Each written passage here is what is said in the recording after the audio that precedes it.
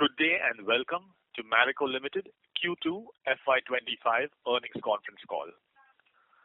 We have with us the senior management of Marico, represented by Mr. Saugata Gupta, MD and CEO, and Mr. Pawan Agarwal, CFO.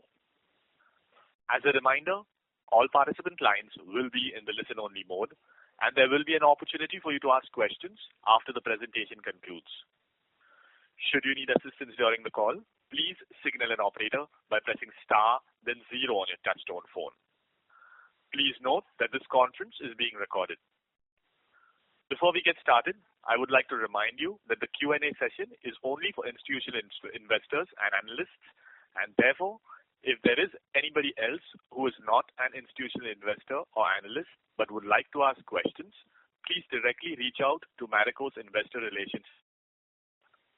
I would now hand the conference over to Mr. Saugata Gupta for his opening comments. Thank you, and over to you, sir. Yeah, hi, good evening to all those who have joined the call and hope everyone is doing well. I would like to begin by dissecting the broader market landscape during the quarter gone by, after which I'll touch upon our performance and strategic objectives going forward. The sector exhibited stable demand trends with rural outpacing urban on a year-on-year basis for the third quarter on the trot, while pricing growth trended up. For a better read on ongoing consumption patterns, let us break down the performance of each market segment. In urban, we continue to see buoyancy in consumption in the top end and the upper middle class segments, which aligns with the growth seen in most of our newer portfolios of foods and premium personal care, including the digital first brands. However, among the middle and the lower middle class in urban, food inflation and muted sentiment overall has affected the consumption. In the bottom of pyramid segment in urban, there is a similar situation, although this segment is partially insulated from the impact of food inflation by government schemes. And lastly, in rural, there is a gradual improvement in demand sentiment, which has been aided by above normal monsoons, sustained government spending through MSPs and free food grain schemes. Looking ahead, this pattern and trajectory of demand should help in sequential improvement in our volume growth going forward. However, food and retail inflation trends would be key factors to be monitored as we move in the coming quarters. Moving on to our performance, the sequential uptick in domestic volume growth was led by steadying trends across a majority of our portfolios, which also reflected in the healthier trends in offtake growth, as more than 80% of the business either gained or sustained market share and penetration on a MAT basis. Domestic revenue growth moved up along expected lines as volume growth was supplemented by price hikes in coconut oil portfolio and favorable reversal in pricing cycle in Saffola oils. Pricing growth is likely to pick up in H2 in view of the sequential rise in commodity prices, which will further aid domestic revenue growth through the course of the year. From the channel perspective, alternate channels continue to gain salience vis-a-vis general trade. While the share of alternate channels has been on the rise in Tier 1 market, we are also taking concerted effort towards reviving growth in our GT business, which we believe will remain the dominant channel, especially in Tier 2 and markets and beyond. After the successful initiation in the preceding quarter, Project Setu extended to 4 more states, taking the tally to 10 states. The execution at state level has progressed as planned, supported by robust governance mechanisms to ensure sustainable outlet expansion. Implementing mindset and operating model changes at this scale can be time-consuming, especially when significant consumption tailwinds are absent. However, we believe, given the early trends, this 3-year commitment will structural reset and transform the long-term potential of our GT sales infrastructure, leading to higher growth. In addition to improved direct reach and weighted distribution, Project Setu will drive market share gains across categories in urban and rural markets, as well as enhance assortment levels in urban stores, thereby enabling the diversification and premiumization in the domestic business in an accelerated manner. Delving into domestic business, we shall touch upon the key trends in each of our categories. Parachute widgets witnessed a healthy pickup in volume growth even after observing the impact of MLH reduction in one of the key price point packs implemented in lieu of a price increase. The volume impact of MLH reduction was circa 1% at the brand level. The brand gained 120 bps gain in volume share on a MAT basis. Revenue growth moved to double digits, aided by pricing interventions made at the start of the year. Given the sequential rise in copra prices, the brand has taken another round of price increase of circa 4%, which will flow through in H2. Flanker brands include Nilar coconut oil and all of Malabar continue to grow in mid-teens, thereby shielding the franchise from deep discounting competition. Saffola edible oil delivered flattish volumes while the pricing cycle for the brand turned slightly favorable after 8 quarters. Building up on last year's Rose Ka Healthy Step message, the brand launched the Step Up for Your Heart campaign to mark the World Heart Day, which reinforced the brand purpose, which is to encourage consumers to inculcate exercise for a healthy heart. The recent hike in import duties has led to a steep increase in vegetable oil prices, and we have taken a price increase of at least 15% in response to the same. However, I hope the duty hike does not spark any volatility in the market, which will lead to trade-led headwinds we have encountered in the past. Value-added hair oils remain sluggish amidst persistent irrational competition at the bottom of pyramid segment. During the quarter, we have gained 110 bps in value market share as mid and premium segments of our franchise fared relatively better. While we are the category leader, we also believe that is not ideal for category growth when other key players resort to consistently pulling back ATL spends and employing only trade-led pricing strategies or consumer promos. This diminishes the share of voice of the category. We believe that this irrational competition should ease out given the current situation unless logic doesn't prevail. We will continue to focus on brand and category investments in the mid and premium tier of VAHO and not deviate from basic fundamentals of category building by matching unsustainable tactics in terms of pricing at the bottom end. We believe that the trajectory of our franchise has bottomed out in this quarter, and we expect gradually improving trends ahead of the back of visible ATL investments, brand activation leading into the festive season, and gradually improve rural consumption sentiment in mass BPC categories. Food surpassed 1,000 crore in annual run rate in Q2. It is extremely heartening to see that the aspirations we set 4 years ago during the beginning of COVID period are close to fructifying, and it has been one of the amazing, I would say, in terms of the addressable market expansion and diversification journey and growth in foods. Saffola was recorded mid-teen growth, and our newer franchises also fared healthily. We introduced Saffola Masala Millets this quarter to broaden our millet-based range and meet the rising consumer demand for healthier options. This product aims to blend the nutritional advantages of millet with enticing savory flavors. Furthermore, both True Elements and the plant-based nutrition portfolio from Plix continue to demonstrate impressive growth. Premium personal care maintained strong momentum this quarter, driven by the digital-first portfolio, which crossed 525 crore in annual recurring revenue.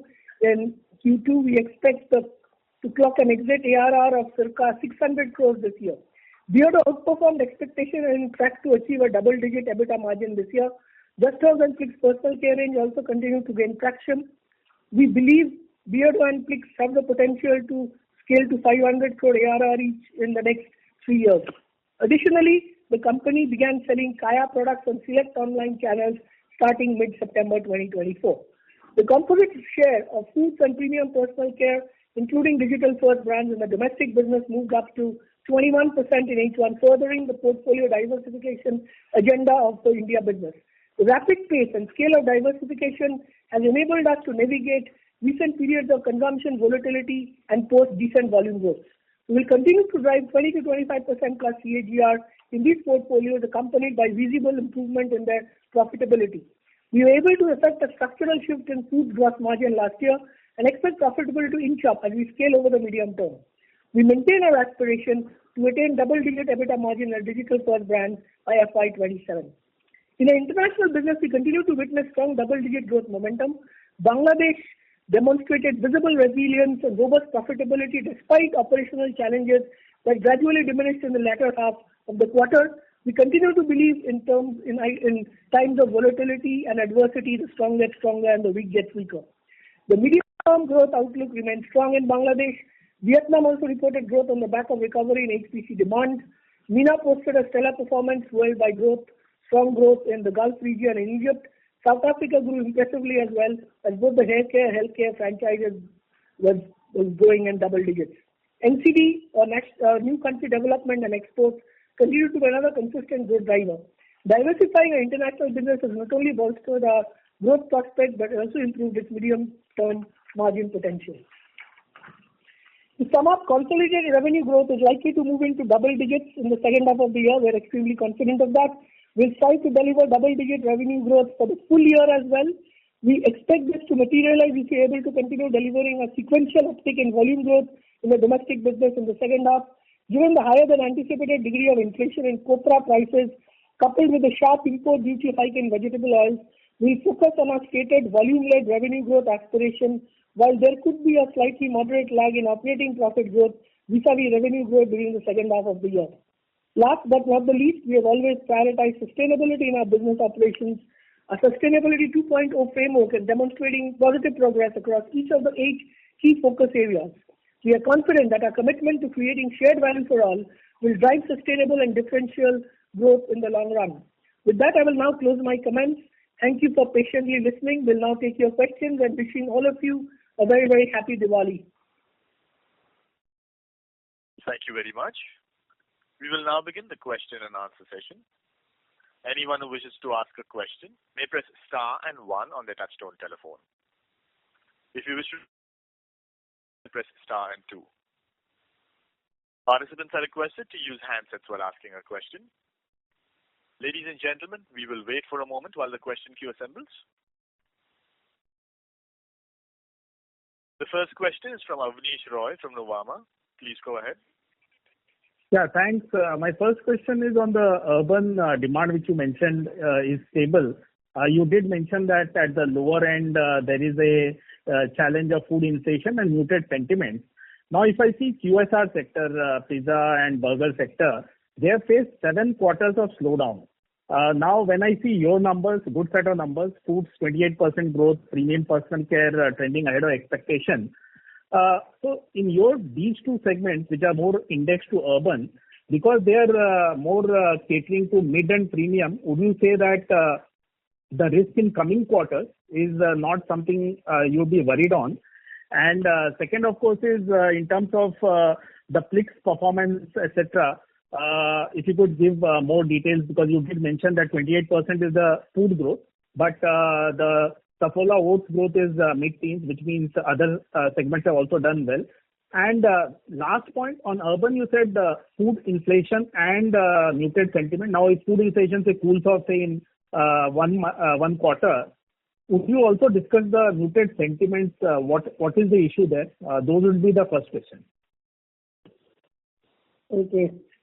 So I think let me just address one thing, which is if you see our diversified business, which is the premium foods, the foods part of it, the entire digital brands and then serum and male grooming, a lot of them cater to the top, as in the upper middle class, prestige kind of segments. Now, we believe that the consumption has not got impacted in that segment. We also throughput a lot through OT, including e-commerce and modern trade, where our shares are disproportionately higher, and because we have invested ahead of the curve. The other thing which is there is that you must realize that our digital brands, we don't, unlike some of the standalone digital brands, don't have to scout for capital. We are fairly in terms of we don't have bleed. We don't have enough. Substantial bleed. In fact, most of them are positive for a very, very low bleed. Therefore, our ability to invest and grow and also tap into the Marico system has significant cost advantages. So, in one way, our call in terms of, and also in food, we are challengers. In most of the things, we are doing category building, we are gaining share. So, our call in 2020 to aggressively diversify perhaps is helping us in this kind of a current situation. Now, in coming to if you see the middle class, this one, I think the 2 things which are there is, one is there has been a inflation, the food inflation and general retail inflation. The sentiment is a function of, sometimes what happens if you see, for example, let's look at certain sectors or where there is, for example, opportunities. How do people in the middle class, the sentiment increases if there is significant increment, significant job opportunities. Those are the drivers of sentiment. And sometimes the sentiments are slightly muted today if you look at some of the news that is emanating out there. Now, obviously, as soon as the situation cools down, I think urban will recover, but some part of the urban. So, if you look at, say, mass food categories which cater to the middle class and the lower middle class, yes, they may be impacted in the short term. Now coming to, you wanted some color on Plix. As I've said that, we believe that Plix has the potential to become a 500 crore brand. It operates both in personal care and food. Obviously, our food growth, some part of the food growth is led by, the digital brands. Having said that, I think the good thing is that if you look at our organic part of the food, which is essentially the oats and the masala oats business, has grown in mid-teens, and they are a significant portion of our 1,000 crore ARR, the core business. Okay, and I think we believe that one of the things we have said that today perhaps in the Saffola franchise, for example, food contributes to 30% of the Saffola franchise. We believe over the next 3 years this number could be 50, and I would really hope in the next 5 food as the Saffola franchise will become more than 60% plus, which will become a dramatic transformation in both the margin and the profile of the consumers and the kind of total addressable market expansion this brand can go to. Sure. My second and last question is on the Saffola edible oil. So when I see Q2, we have seen the number one edible oil company, Adani Wilmar, see double-digit volume growth. So here, if I see Saffola edible oil is clearly a premium part of the urban consumption, and it is health focused also, which is a very clear theme. So in second half, what will be your expectation on Saffola edible oil? Because this time it is flat versus a double-digit for the economy, and now the pricing is going up for both. So and there is the challenge of overall urban demand.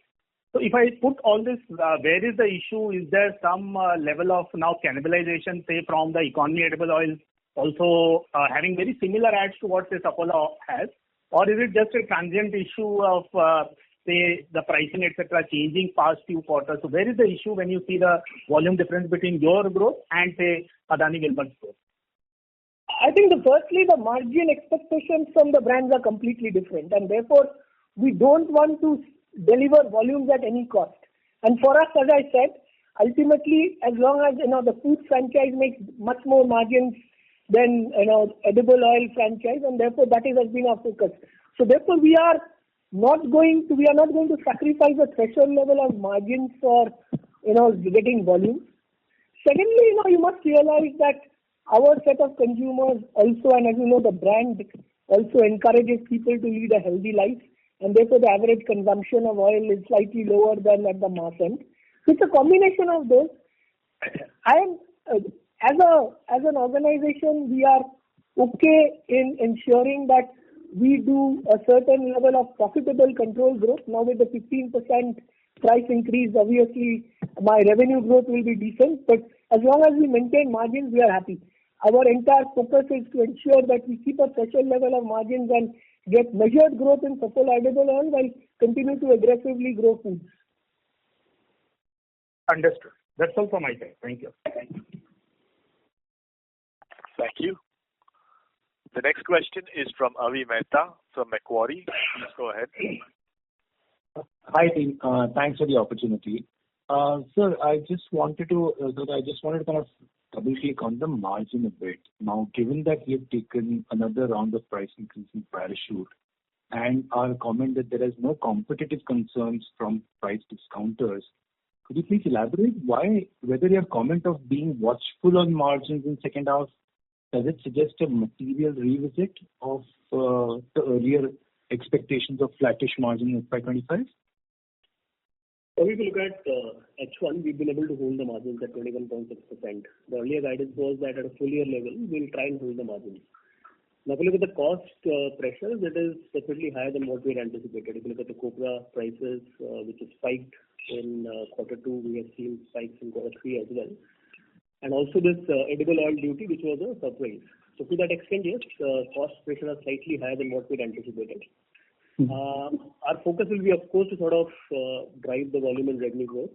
As far as margins are concerned, we'll still try and see as to how much we can maintain the margins for the full year. At best, there could be a compression of 40 to 50 basis points. In H1, we've delivered double-digit profit growth. We'll try to deliver healthy profit growth in H2 also. But purely from an operating margin standpoint, I think at best there could be a compression of 50 basis points. So you mean at worst, right? Yeah. At worst means, it won't go below that. Okay, got it.